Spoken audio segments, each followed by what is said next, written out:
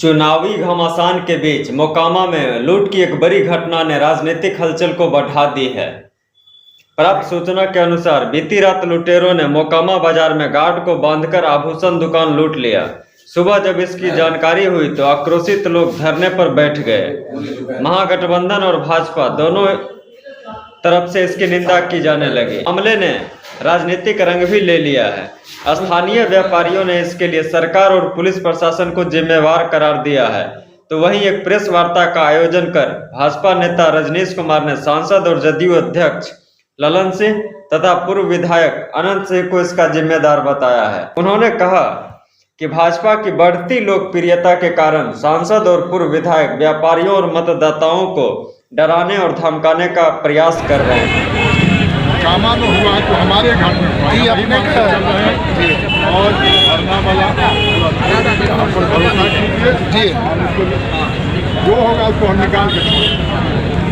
भरना वाला पूरा जी वोट देने का पर्व का समय अपराधी नहीं पकड़ा गया तो हम लोग फिर से बाजार अनिश्चितकालीन बंद करेंगे और ये सरकार के ऊपर सवाल खड़ा है, पुलिस के ऊपर सवाल खड़ा है। मैं ज्यादा अब कुछ नहीं कहूंगा। प्रशासन के द्वारा कोई आश्वासन दी गई है? आश्वासन नहीं मिला।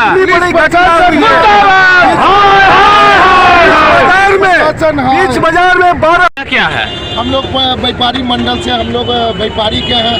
आज मेरे सब्जी मार्केट में 2 दुकानदार का ताला नहीं टूटा, डकैती हो गया। प्रशासन के तरफ से नगण्य व्यवस्था है।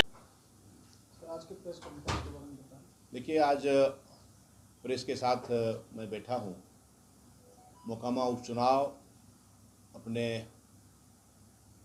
चरम पर है और इस बात का हमें अंदेशा था, जो पिछले करीब 1 सप्ताह से जो सूचनाएं आ रही हैं क्षेत्र के अंदर से, कि महागठबंधन के प्रत्याशी के जो पति हैं और वर्तमान में जेल में हैं, उनके द्वारा और जदयू के राष्ट्रीय अध्यक्ष श्रीमान ललन सिंह के द्वारा, इन दोनों के मिलीभगत से मोकामा में जो भारतीय जनता पार्टी के प्रति जो लोगों का समर्थन आया है और जहां कार्यकर्ता और आम जनता मिलकर के भारतीय जनता पार्टी का झंडा लेके आगे बढ़ रहे हैं, उनके साथ उनको धमकाने, उनको प्रताड़ित करने का काम प्रारंभ हुआ है। कल इसी कड़ी में मुझे लगता है कि रात जो मोकामा शहर में व्यवसायी के यहाँ जो डकैती का जो घटना हुई है, मुझे लगता है कि यह भी उसी धमकाने की कड़ी का एक क्रम है। बाज़ार की जो स्थिति है, आपको पता है कि बाज़ार में व्यवसायी आज पूरी तरह से यहाँ भारतीय जनता पार्टी के और प्रधानमंत्री नरेंद्र मोदी के विचारधारा से प्रभावित होकर के और आज यहाँ कमल फूल और केसरिया लहरा रहे हैं और भाजपा के समर्थन में वो दिख रहे हैं। और इसीलिए उनको उनका भयादोहन करने के लिए, उनको डराने के प्रयास के ये घटना को अंजाम दिया गया है।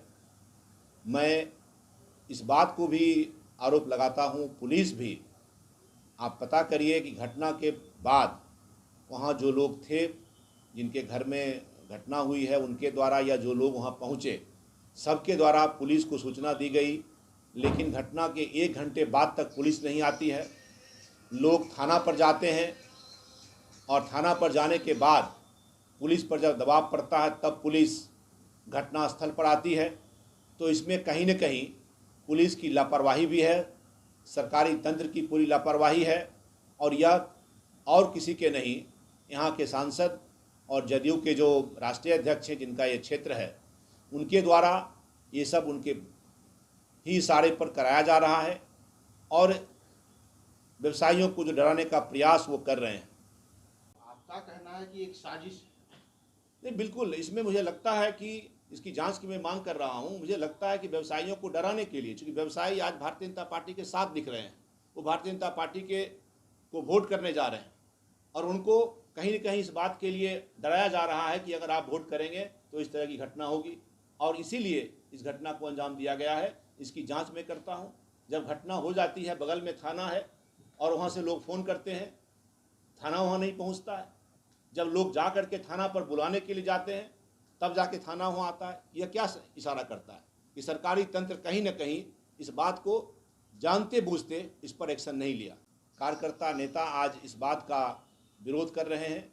इस बात को लेकर के हम आज प्रेस में हैं कि जो जंगल राज स्थापित करने का जो प्रयास बिहार में शुरू हुआ है जदयू और आरजेडी के द्वारा मिल करके, वह जंगल राज हम नहीं चलने देंगे। व्यवसायियों की सुरक्षा के प्रति हमारे नेता सजग हैं।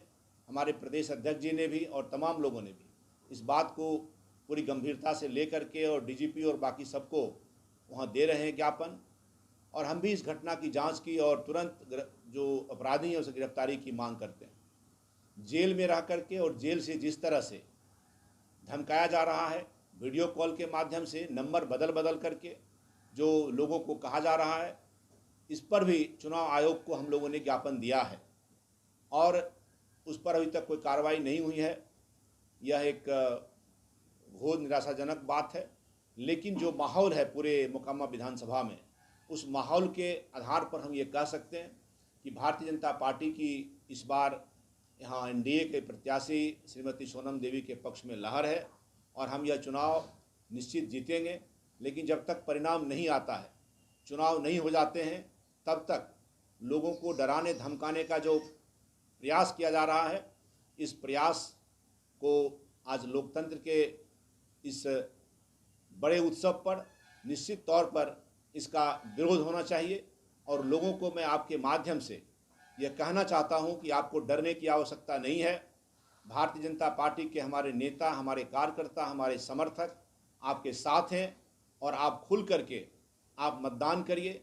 और उस मतदान के बाद जो यहाँ केसरिया फहरेगा, भारतीय जनता पार्टी का विधायक बनेगा, भारतीय जनता पार्टी की विचारधारा को लेकर के और यहाँ काम करेगा, मोकामा का विकास होगा। जो आज बरसों से एक ही परिवार के लोग आज विधायक हैं, एक सवाल यहाँ का विधानसभा में जिन्होंने नहीं उठाया, कोई आप ही उनसे पूछिए या पता करिए कि मोकामा की जो इतनी समस्याएं थी, चाहे यहाँ के फैक्ट्री बंद हुए, चाहे यहाँ टाल का मुद्दा था, इनको किसी ने भी यहाँ के जनप्रतिनिधि विधायक के रूप में रहे लंबे समय तक उन्होंने नहीं उठाने का काम किया। लेकिन आज हम ये विश्वास दिलाना चाहते हैं आपके माध्यम से कि इस चुनाव में भारतीय जनता पार्टी की जीत होगी और यहाँ की सारी समस्याओं को भारतीय जनता पार्टी राज्य सरकार के पहल से हो, केंद्र सरकार के पहल से हो, और हम उसका प्रयास करेंगे उसके निदान का।